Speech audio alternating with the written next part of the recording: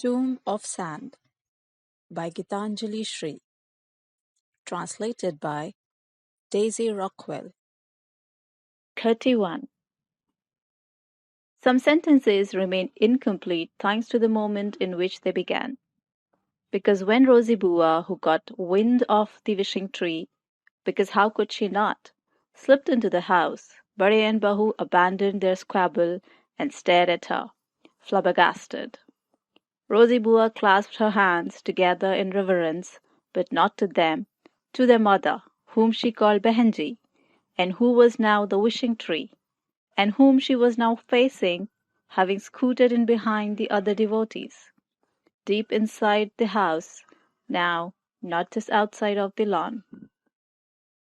Of course, a sentence had to remain incomplete. Behenji, your copy of Vinodini and the sandals, she said, hands pressed together, and Bade and Bahu, who were staring from outside the door, feeling incomplete themselves, wriggled as though in imitation of the cane, and Rosie Bua understood. She removed the book from the shelf herself and motioned to Lilavati for the sandals. They were sandals from Singapore. Betty had brought them back for Ma from some trip. White, light as butterflies, meant for the beach or just kicking about in the sand.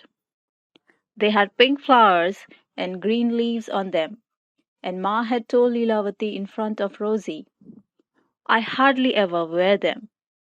I'll give them to her next time, after they have been cleaned. Rosie Bua had said, Lilavati, remember to set them aside. And Lilavati had got a trifle peeved and thought, oh, now it's my job to look after Hijra fashions. Then Papa had passed away, winter had come, and it wasn't sandal season anymore, but now it was. He didn't want me to give them to my niece. He must regret it now, Bahu muttered to herself. Rosie stuffed the items received in boon into the embroidered chenille handbag slung over to her shoulder, and unfastened her loose bun, letting her hair fall down her back. She took out a colorful clip decorated with a twist of beads, pursed it between her lips, then gathered up her hair in a feminine manner, both arms raised, and looped it around in the air, refastening the bun and stuffing the clip back in. The rocking chair has been carried off, fretted Bahu, just to render complete the incomplete. Rosie had already left. Why are you bringing that up? That happened before all this. Incomplete moved forward. Bade now pushing it along. Anyhow, it was given to Nipa's gardener, so he can do some rocking between the hoeing and weeding. It wasn't yours to give to whomever you want. It wasn't hers either. Bunsey brought it for the entire household. But of course, everything is hers, one of them said softly. But that music system was mine. Another objection raised. I paid for it. Objection upon objection. I can't find the thermos anywhere. Array, I bought it from the canteen with my uncle's canteen card. But I paid for it. The money is always yours, no matter whose it is. Grumbling and bumbling, the two reached an agreement that not everything had to be wedged into the new house anyway. It just had to be taken out of this one. Okay, this way. A touch of humor in crisis mode. They had to move. The couple agreed maturely and took a deep breath. 32. They had to move, but these doors and walls must remain. Is the home offended?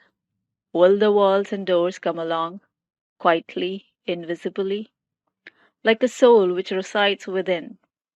That which reside within is what turns a home into a castle or a hen house, as the case may be. It has nothing to do with the measurements of the perimeter. Surely you have heard.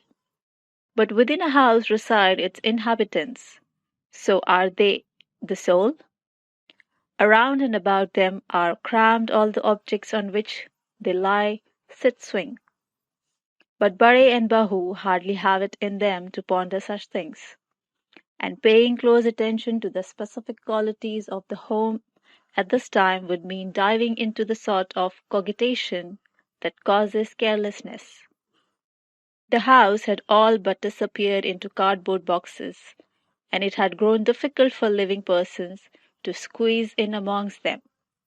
It was impossible to reach one another amidst the boxes scattered all about, and also to carve out a space alone for a moment of peace. What was in these boxes? What was not? The answers to these and other questions would be discovered in the coming days if their recollection remained clear.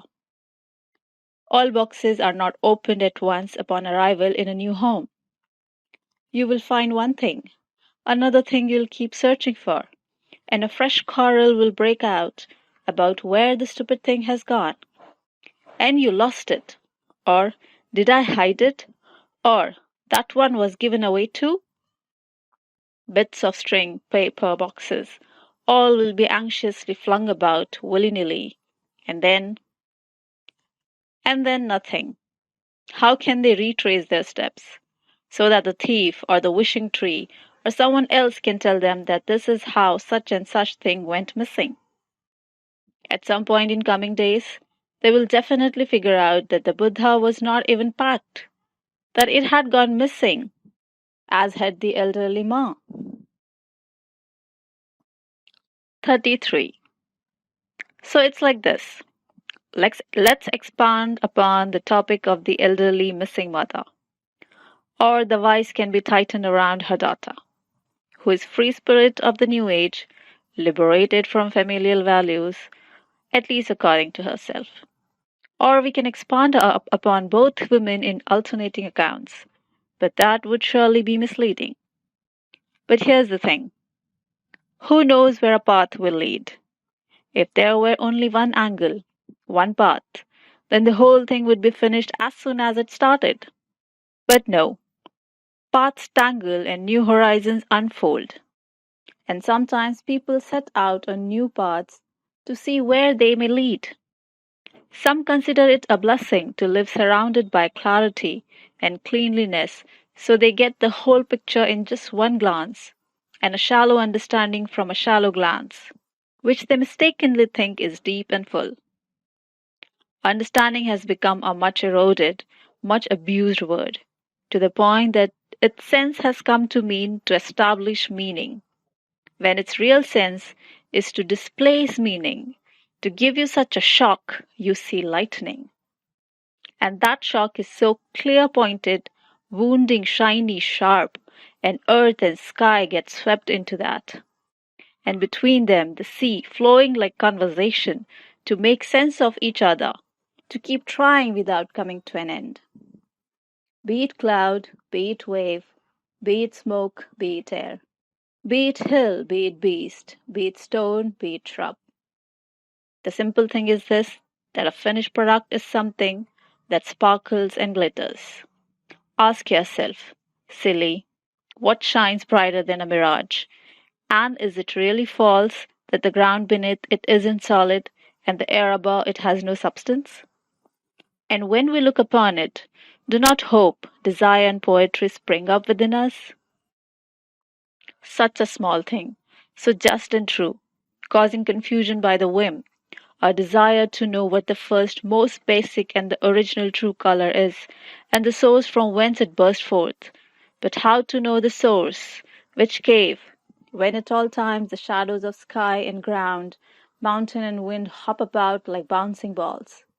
Now black, now grass green, now red, now rough, now shiny, now shadowy, now round, now prickly. Who knows what it has been and what it has become? So in every story, legend, fable, myth, there lies a dollop of the unfathomable and a dash of the riddle, and every tale delights in its own existence, even if it packs a wallop. And when a loved one is lost in a story's maze, then all the heart's joy turns to a grief colored with every hue, and still there is no fun to be had. So these were the shades on their faces when they learned that Ma was missing. But where is Margie? She was just here. A feminist soul might say that she wasn't there before either. Hadn't been for years. Taking care of the house and children, she was a wandering shadow whose self was, in reality, missing. But a philosopher might get entangled in questions like who is real and who is the shadow? And has anyone ever known that? Can separate authentic life not exist in every shade? Wittgenstein once said, I'm happy to live at the foot of a mountain without ever aspiring to climb to the peak. But Ma's children were not Wittgenstein, that they would sit about quietly and wait. Nor were they the aforementioned feminists that they would say she was already missing before. Their belief was that Ma was physically here up till now, and since she is no longer to be found in her bed, she has gone missing. She who did not rise, how could she have risen that she thus rose? Their minds turned to curd. Hue and cry occurred. 34. Susheila's memory turned somersaults as she tried to remember when she had placed the thermos of hot water and lemon wedge on the way with the glass and plate and gone in. Had Margie been there then, or was she already missing? She had been rebuked with this, but this was unjust. A mouse in a mountain, that's what the old lady in the quilt was like. You could hardly tell which fold hid her shrunken body. And Sushila always came when everyone was still asleep, but even the shadow of night still lingered.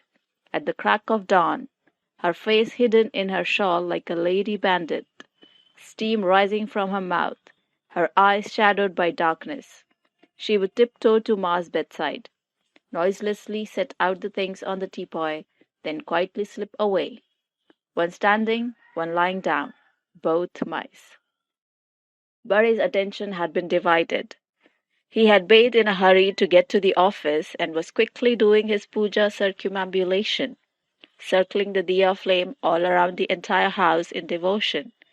And he had gone into Ma's room and waved it about.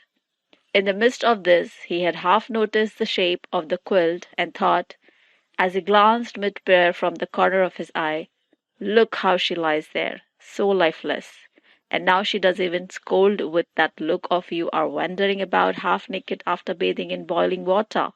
No wonder you keep coughing and sniffling.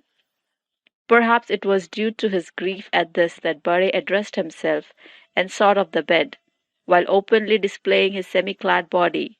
But then he really looked and rushed at the quilt. They say they had just sneezed from the incense, which is so pungent these days, and the tray jiggled, and some little bell tinkled, which was not the regular puja bell, but the tiny copper one, next to the little pot of Ganga water.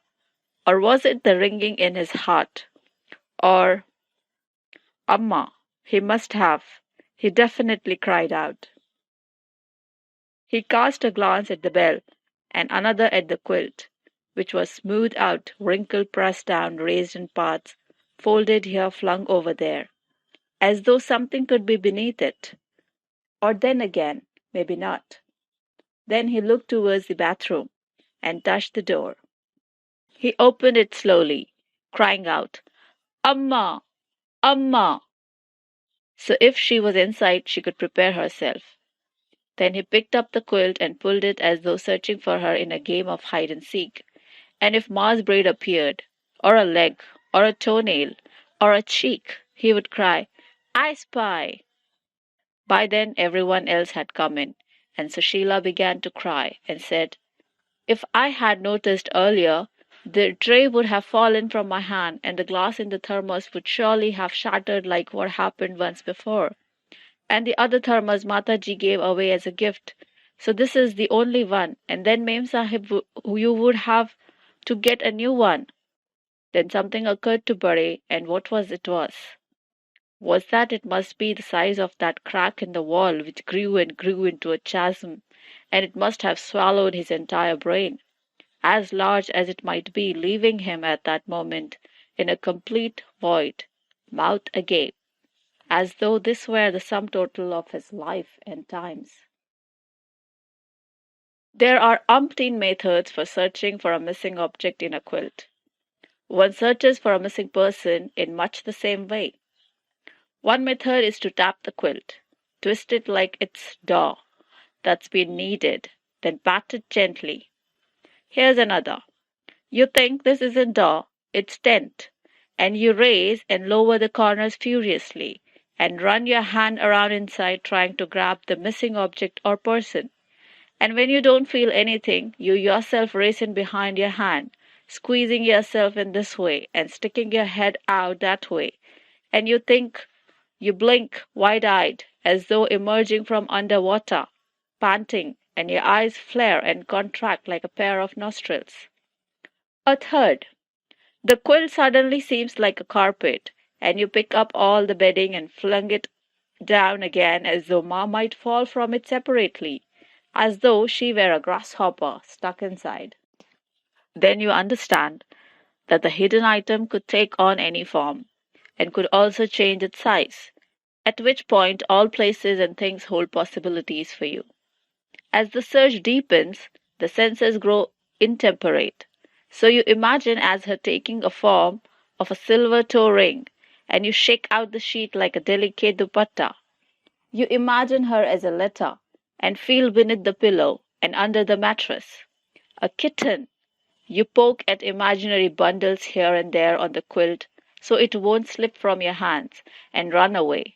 If an elephant, you quickly fling the quilt in the air, then jump away so it won't go mad and attack you. If you imagine her as a firecracker, you light the matches and jump so they don't explode right above you. The limits of the imagination have yet to be discovered. If you cross one limit, another will arise. Every shape takes form in the imagination, and Barry continued his search for Ma in every new places. He even twisted the cup of the thermos, pulled off the top and peered inside. He also looked behind the photo of his father, and inside the little box of cardamom pots, under the bed, on the windowsill, inside the almirah. He opened the drawers, peeked in the toilet bowl, and each time Sushila's weeping broke out afresh. Where is Mataji? She is not here.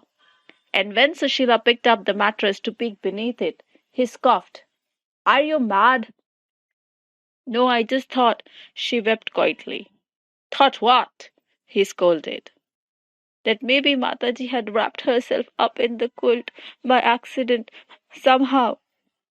Or you could put it like this, that none among these was the shape of Mataji, Amma, Maji, elderly Dadi, Granny Chill, but rather the shapes of the senses taking leave like the flight of a dove. And it can also be said that whatever thing takes the form of a dove is the most imaginative of all, as is the dexterous magician who can twirl his wand and turn wood into a snake, or something big into something small, and bring the dead alive, and bear the prone aloft, and render the visible invisible. In other words, everyone was thrown for a loop, and when they had regained their balance somewhat, still slightly dizzy, they began to examine everything, utterly unaware of the distinction between believable and unbelievable. Someone even knocked on the wall, perhaps because they had noticed the crack, which looked sort of like a wound, as though it had shrunk in the cold, then split open like a sore. It could have formed a hole through which someone's breath could pass, as a thread through the eyes of a needle, and when come out on the other side. Well, frankly, this was all pointless speculation. In a story, you can make whatever you want happen. Otherwise, how could you push a real woman through a crack in the wall like a pail and pick her up on the other side and splash her about? Betty's eyes sought wood, meaning Papa's cane, and then she began to search for Amma's brand new cane. But she wouldn't have had the nerve to imagine it as a snake that had set out at a poisonous clip with Ma wrapped around it. And why would anyone even think about the Buddha, which had been sheltered, dignified, valuable, ancient, even if cracked, so what? It would bring in lakhs and crores if anyone sold it to a museum. So best to keep it inside. That way no one will see, know, think. It's all for the best. So as with many other questions, we'll get to answer as to why Buddy stopped in the middle of the searching for the lost thing in myriad forms and myriad shapes. Searching, searching, and picking up the puja tray and clay clamp once more. He suddenly changed direction so the flame flickered and nearly went out, but didn't. And it sort of jumped like him. And after this, he opened with a bang the door of the almirah where dwelt the Buddha. And whether he lifted his eye to look at it, or lifted the clay lamp to perform the arti, a great wave of understanding rippled across his face when he realized that it was missing. Actually, the truth was that he understood nothing at all. 35. The state of families is rather like that of the city of Delhi. Chock-a-block, willy-nilly, slapdash, crammed, scattered, messy, raptor-snatching, nail-catching, old. Sikandar Lodi, oldest, Indraprasth, glittering malls, grime-blurred slums, and above and below, the scraps of earth and sky, swinging betimes from the dusty bits of tinsel that hang from electricity and telephone wires, where occasionally the addle-brained stand too close. When they get a shock, it cleans their clock. But neither does this make the city any cleaner, and nor does it shrink the population. Delhi and the family, ever young, ever green, resting on a bombshell, busting, perpetually in motion. Just as no one knows what's going on in Delhi, no one knows what's going on in a family. For example, the mother of this household. Where did she go, and why did she go? No one knows these things. There are as many words as heads. And how many heads on that day of torment? Because the people rush to fuss and snoop, all of them. Fast or sluggish according to age, excited or serious, and all are very worried. Oh dear, how did this happen? Poor thing. And an NGO worker came and asked threateningly, what if this is a case of elder abuse? That day became a case study on class, where one could learn which classes have a certain flexibility, allowing their members to move this way and that, and which are built with the defences of a fortress, allowing for no movement, neither thither nor hither, keeping their members concentrated in one place. At some point, a graduate student showed up, a sympathetic officer's son, who needed data on class classification for his research. He kept his laptop with him at all times, and swiftly pulled it out to take notes on this one's walk, that one's talk, and how each bore the markers of their class. His notes went something like this. One haughty lady slips in, head held sky high. A gentleman whispers, "Excuse me," as he crosses the hallway. And who is it that ignores everyone as they go banging by? And for whom does everyone make way? And who will ask a question the moment she arrives in the inner sanctum? And who will go into the servants' quarters and whisper? And who will just doze by the window? And who will sit down on the empty bed? And who will stand at the foot and bed, and the rest of the bro at the absent feet? This is not the place to go into details, but the young researcher took tons of meticulous notes, observing such particulars as which class was truly cultured and well-bred, the sign of a good family, and which displayed the crass egotism of the nouveau riche, and in which lower class there was a particular caste-specific indifference, and which a selfish stubbornness. For now it is enough to say that many of the types of classes spread out across Delhi had come together in this one place, and that this had been a windfall for this particular student of class and caste. The auto-rickshaw drivers passing by stopped as well, engines still running, and asked what was happening, and some would continue on, and some would come to a full stop and join the crowd. each of his own interest and preoccupation. A little girl saw a gash on the wall outside of Mataji's room. She often visited that wall to draw faces with a stick. She feared her mother would haul her up and say, "This is all you're doing." And then what would she say back? She would say, "The wall shrank from the cold and snapped, Maya." What do I know about this crack? She didn't know what on the other side of the crack lay Mataji's bed, from which she had disappeared. She just stacked 3 sticks, one upon the other, and stood tittering atop them. A crack can become a telescope. Through this she attempted to peer, to slide her gaze within, as though cleverly threading a needle. She smiled secretly, less at what she eye spied than at what she saw in her mind's eye. "What?" asked nobody, because everyone was stressed out of their own reasons. Inside, all was still. "Everything will be fine," said Bahu, not directly at her husband, but for him, which was their usual style of speaking with one another, half turned away. "She will come the way Papa used to go, without telling us, and return when he felt like it." At that moment Betty dashed the phone down and cried out in a rage that no one had cared until now. And now everyone was dying of sympathy. To the servants it seemed that she had said this alluding to Mem Sahib, that is, her sister-in-law. They began to speak among themselves, remarking that really it had to do with the difference between one's own blood and other people's blood. How can a non-blood relation feel anxious the way one's own children feel? That's why Mem Sahib is saying to so easily, "Mataji won't go anywhere, she'll come home." And hasn't she been asking all along where would she go? She'll just wander around and end up back here. Poor thing. She's become lifeless as a straw. She can't digest anything. Just got down 2 grains with difficulty. One tiny pulka in the morning. A bit of soup in the evening. 2 bites of toast at everyone's insistence.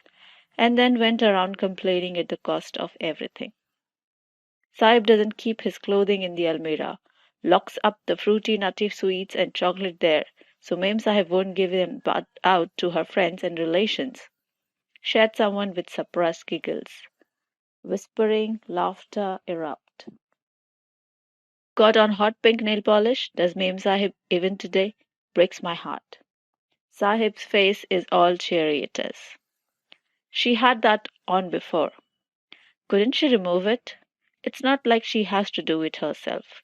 She just has to sit down and spread out her fingers and say, "Clean off my polish with remover."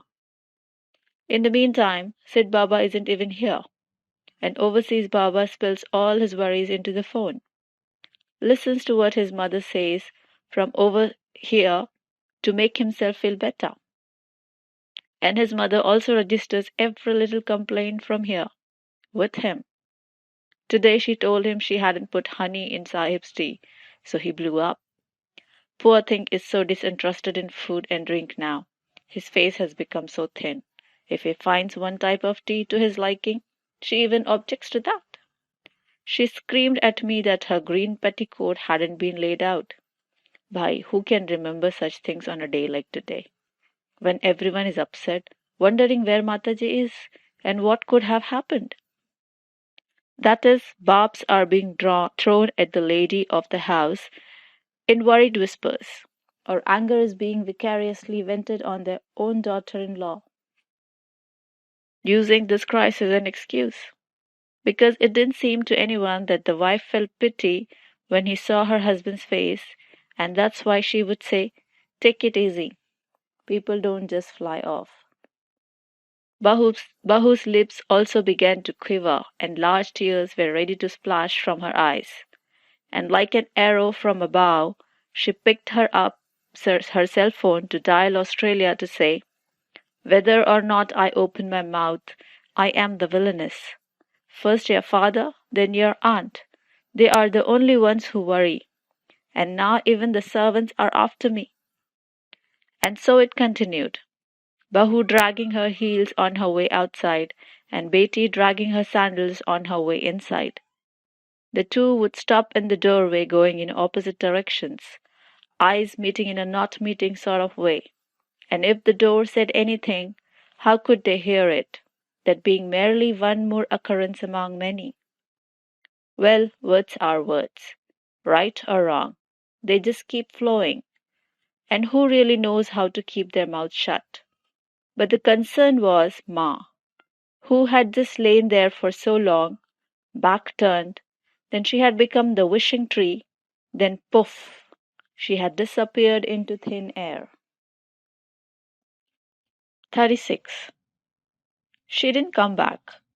But this sentence is misleading if you don't keep reading. She didn't come back to that house. But no, if you put the two parts together, it's still misleading. Being misled in this way is actually quite common.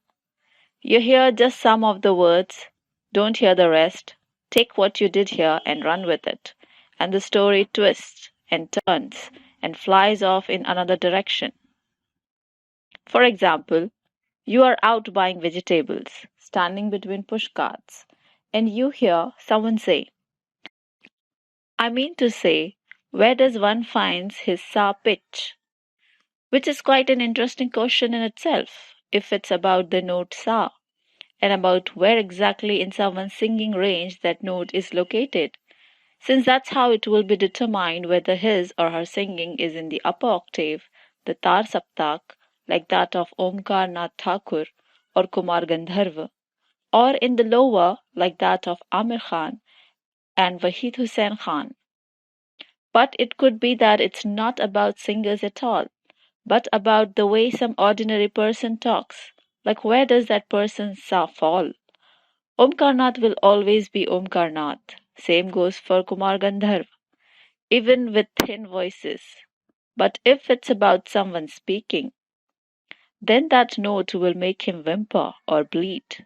But yes, if they were speaking about a woman, then perhaps a thin tone or sur would not be so odd. But then why would a passerby raise such a question at all? If it were the sort of voice one didn't expect from a particular person, such as an effeminate male voice or a masculine female voice, only then is there reason for such curiosity to arise. But we also don't know whether they meant the note sa that comes before the r, or the sa that comes after the note ma.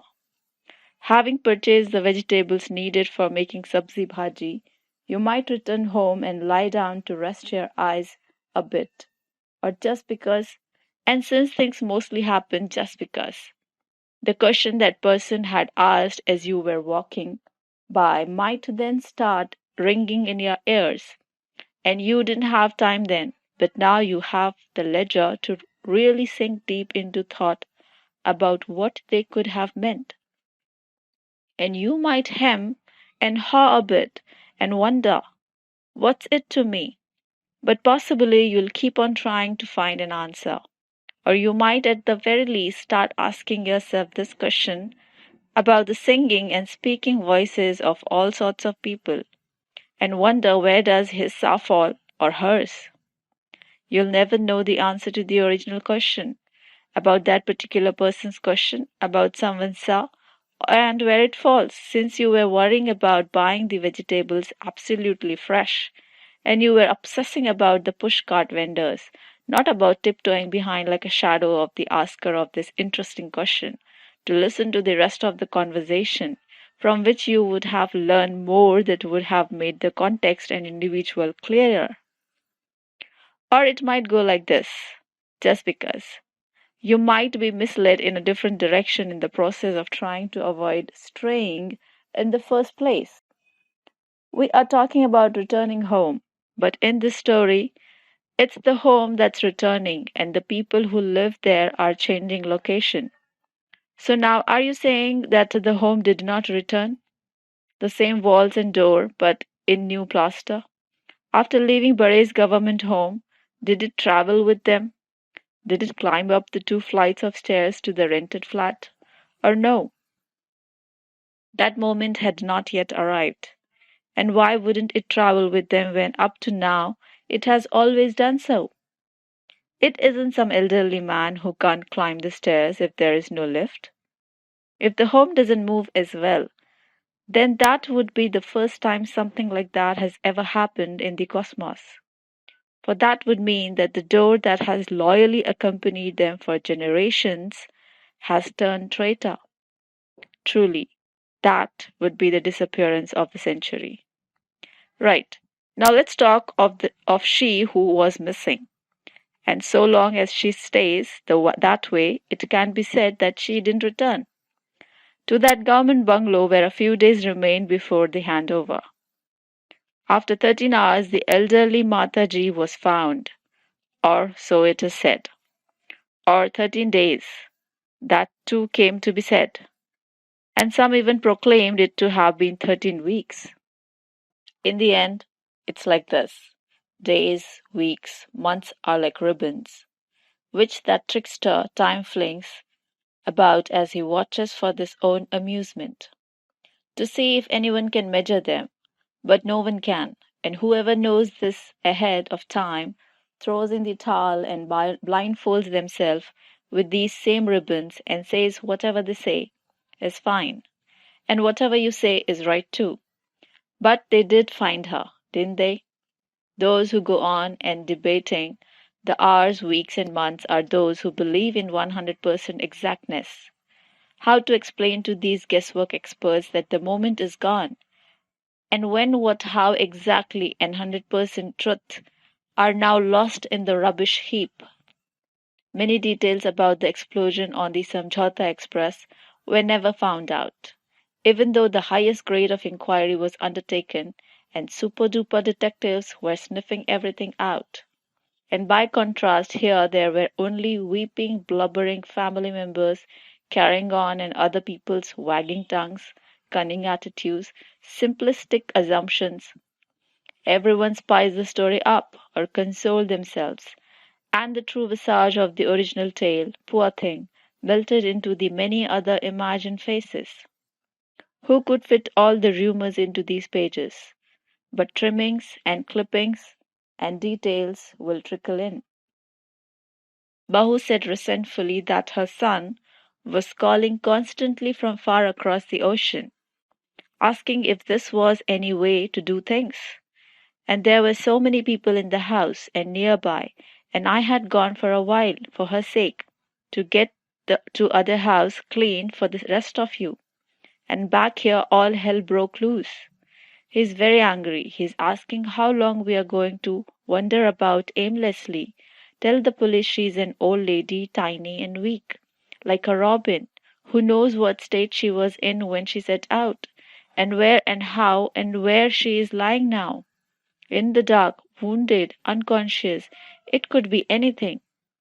At which Bade trembled and scolded Vilas Ram with a "Who told you to cover that up?" regarding the cloth thrown over Ma's heater. Betty said tensely that she had called the district police station, and she tried to mutter softly, but her welling anger slipped out. "It's all because of the new cane. If it hadn't come, then Ma wouldn't have picked it up. She wouldn't have been able to lift herself up. But now she had got up, and someone had given her something to lean on, and the cane was missing too. Look again here carefully. The cane must be here." Barry's tone was stern and confused amidst the scolding, as if he thought if the cane appeared somewhere, Ma would be with it, under the bed, or behind the door. Ma didn't even know how to unfold it. He added purposely, "No, no, it was already unfolded, sticking straight out. It was the trunk of the wishing tree," blurted out Kante Ram, or Sushila, or whoever, but when he or she saw everyone's faces, the words immediately floated away. And yes, there is proof, but no need to waste space by supplying it here. Sushila wondered, what if the wishing tree had handed the cane to some cane seeker, and then Maji would have lost her support? But she immediately rejected this idea, because how can the tree be separated from its trunk? That would just be suicide. How could she have such a terrifying discussion with anyone? She asked only herself if anyone had asked the wishing tree for the wishing tree itself. Should I ask my mother-in-law this, or not even her? Wait, what sandals was she wearing? Or did she leave barefoot? The thought occurred to Bahu. Arey, what? But it thundered as thought, though someone had questioned Amma's good taste and refinement. Bahu glanced about and murmured because she was giving out all her sandals and such, that's why. They must have realized with a shiver that Amma really was missing. Slowly, slowly, moment by moment, one by one, they would continue to discover what else was missing.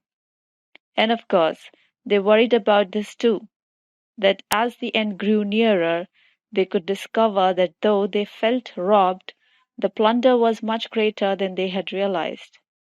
The rest of their lives would be spent asking themselves what else they had lost.